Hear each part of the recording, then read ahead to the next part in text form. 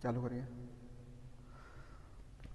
Hello friends, good morning. Today हम discuss BSc second sem subject chemistry. तो आज हम यहाँ पर देखेंगे कि फ्रक्टोज की पायरनोज संरचनाएं किस तरह होती हैं। तो यहाँ पर फ्रक्टोज, जैसे कि हमें मालूम है कि फ्रक्टोज का जो मॉलिक्यूलर फार्मूला C6H12O6 होता है, लेकिन इसमें एक कीटो ग्रुप पाया जाता है।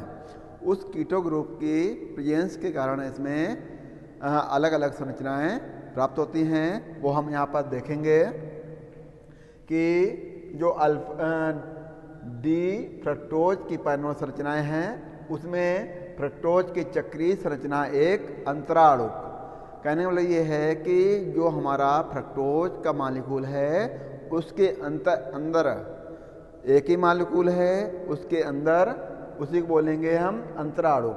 तो अंतराणुक हेमिकीटल के निर्माण द्वारा निर्मित मानी जाती हैं। हेमिकीटल के बनने में कार्बन 6 परमाणु पर उपस्थित OH ग्रुप, तो जो कार्बन हमारा 6 है उसके OH ग्रुप और C2 स्थान पर उपस्थित कीटो ग्रुप से सहयोग करता है।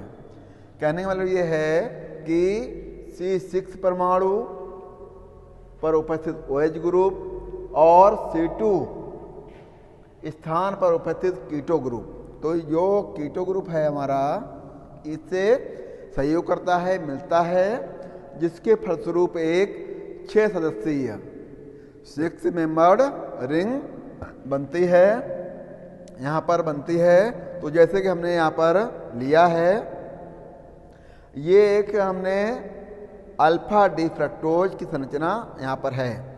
कहने का मतलब ये है कि कार्बन 6 एटम पर उपस्थित OH ग्रुप और C2 परमाणु पर जो कीटो ग्रुप होता है, उनके आपस में मिलने से एक 6 रिंग या 6 मेंबर्ड रिंग प्राप्त होती है।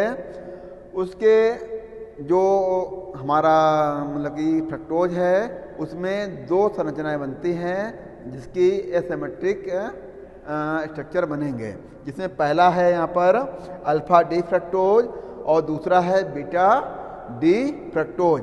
तो अल्फा डी फ्रक्टोज है, उसमें क्या है कि देखिए यहाँ पर अल्फा हमने इसको क्यों लिया है, क्योंकि अल्फा में जो हमारा OH ग्रुप है, अल्फा में जो हमारा OH ग्रुप है वो राइट हैंड साइड में दिया हुआ है।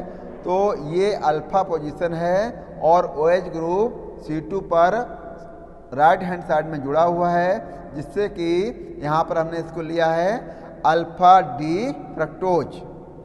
और इसमें कार्बन की जो संख्या है वो कितनी होगी, देखिए 1 2 3 4 5 6 कार्बन है। और 6 कार्बन में जैसे कि हमने लिखा भी है यहाँ पर कि C6 में उपस्थित OH, तो जो C6 है उसमें OH है और C2 कार्बन से, तो ये एक 6 मेंबर्ड रिंग बनी, जिसको हमने बोला अल्फा डी फ्रक्टोज।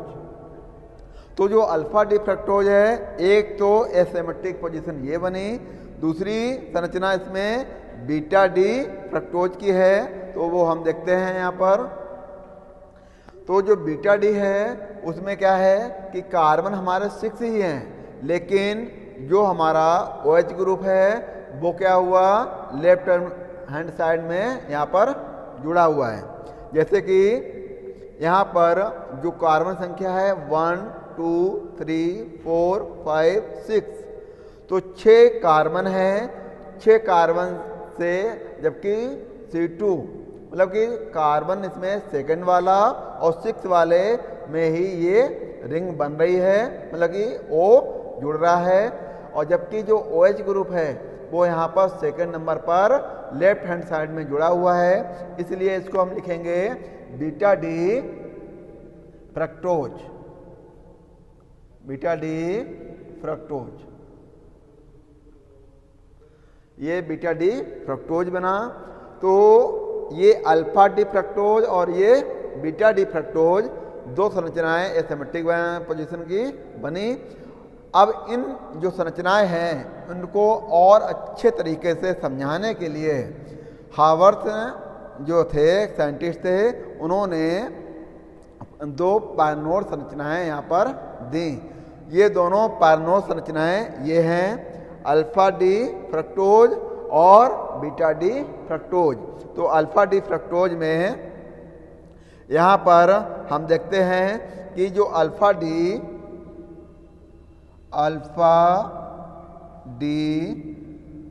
फ्रक्टोज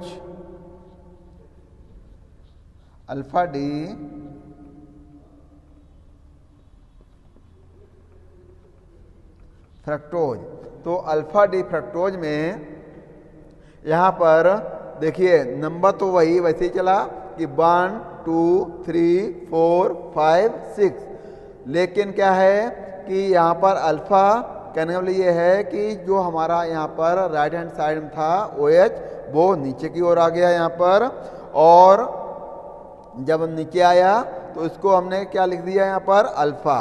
ये हमारा अल्फा पोजीशन पे जुड़ा हुआ है, ये अल्फा है तो अल्फा डी फ्रक्टोज, और ये अल्फा डी फ्रक्टोज की पायरनोड संरचनाएं हैं, और ये है बीटा डी, ये बीटा डी फ्रक्टोज।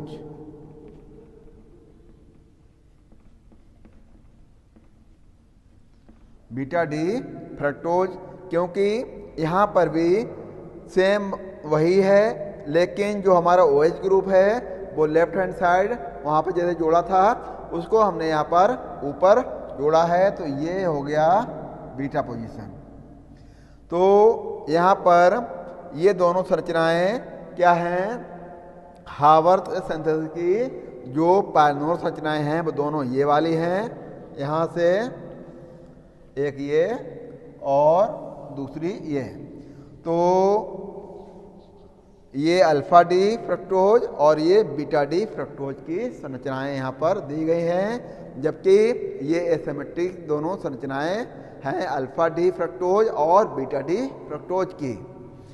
तो इन दोनों संरचनाओं को अधिक विस्तार से समझाने के लिए ही हावर्थ ने एक पायरनोड संरचनाएं दी जिनको उन्होंने इस तरह यहाँ पर समझाया है। तो आज के लिए इतना ही। Thank you.